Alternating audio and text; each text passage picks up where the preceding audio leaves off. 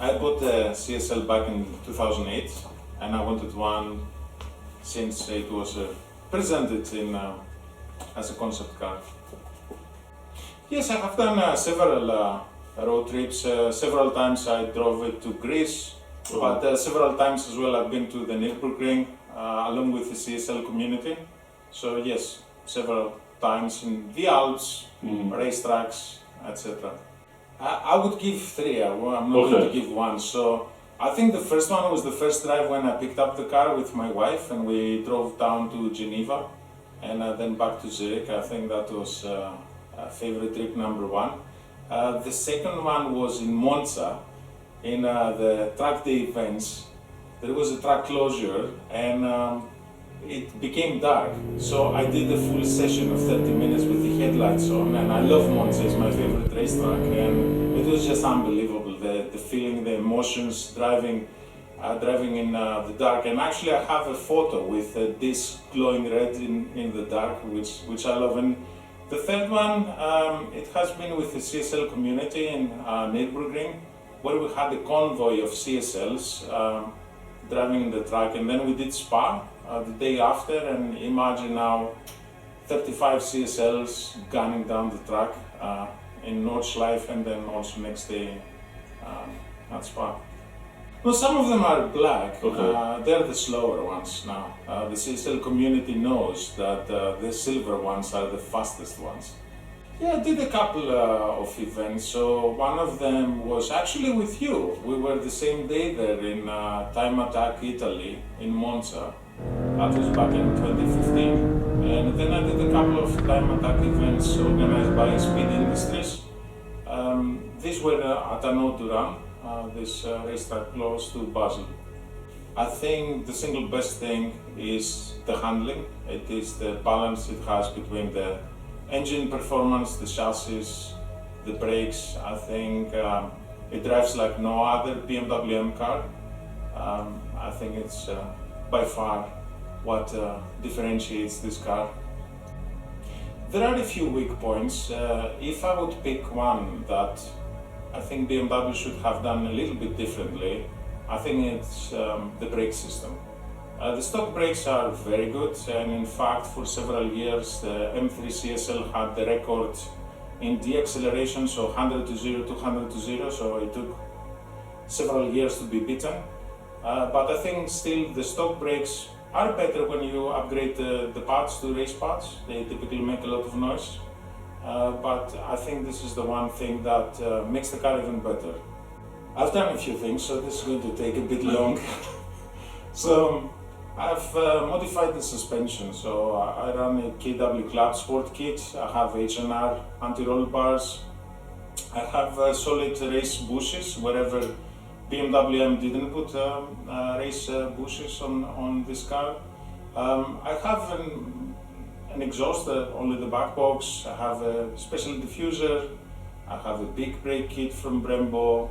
I have a lot of additional components that make the car lighter, as in a lithium battery, an electric fan, and so on and so forth. But also I modified a little bit the interior. So I have a roll bar, so I can have 6-point belts, and I switched the original seats, which I still have, to Recaro pole position. But the focus has been on how can I make it even better, faster, and more, I guess, consistent when you do laps in a racetrack. When I see the CSL concept car, several of the features that were there, I try to replicate this in my car, like the seats, the more track-oriented interior with only 2 seats and not rear seats, etc. And I think it still carries the CSL ethos, which is always about performance, being able to drive it on the street, but also do amazing lap times on a racetrack. I will never sell this car, I love it, and the plan is for my daughter to inherit the car from me. So look at their closing thoughts. I think something that for me has been also quite interesting is the CSL community. It's a very strong community that we had for several years. Over the years, the owners of these cars changed a bit. There are still a few of us that have these cars since Some of them have them since brand new, as in 2003. All of them were produced in 2003. But what I appreciate is the community is very focused on what this car is about, the performance, the zero compromise on making things lightweight, and I appreciate this a lot. And also the recent events and the 20-year anniversary get-together that BMW M also helped us to organize in Munich and then in the Nürburgring. So I think that's something that has been a highlight for me, owning this car. And also what I found interesting over the years is the fact that when I first bought the car, the E92 M3 was out, and a lot of people were excited because it's a V8. Now in reality, the E92 was a very heavy car, and you went from a nimble, lightweight E46 M3 to something that feels like a tank.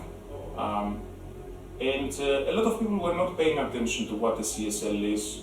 It was the beginning of social media back then in 2003, 2004 and beyond, so a lot of people didn't know what this car is. And I found interesting that over the years, as in the last 8 years, the interest on this car has increased massively. There are times that we're going to drive on the street or even show up in a racetrack, and my friend is with his 991 GT3 RS, and everybody gets stuck on the CSL and not paying so much attention on the GT3 RS. So it's something that I've seen that, you know, the community overall, that I guess the people out there that like cars, they have seen that this car is quite special, and when they see it, you know, they get crazy, they give you thumbs up, you know, they say hello, they try to keep up with you. So I found this quite interesting as well over the years, how the world now knows and recognizes what this car is. I think the mention from Andy Neuniger about this car, I think, played a role as well. And Andy, thank you for building the 991.2 GT3 RS, so really appreciate that. And I think also this played a role. So that's all, and thank you.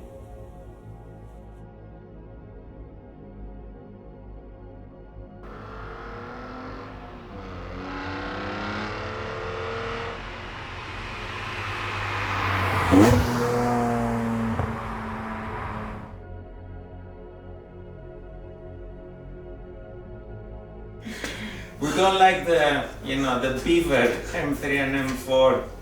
It looks horrendous. Yes, I'm talking to BMW M. It looks shit. So bring the car back like this one. Make us happy. So, question number one, Alex. Sure.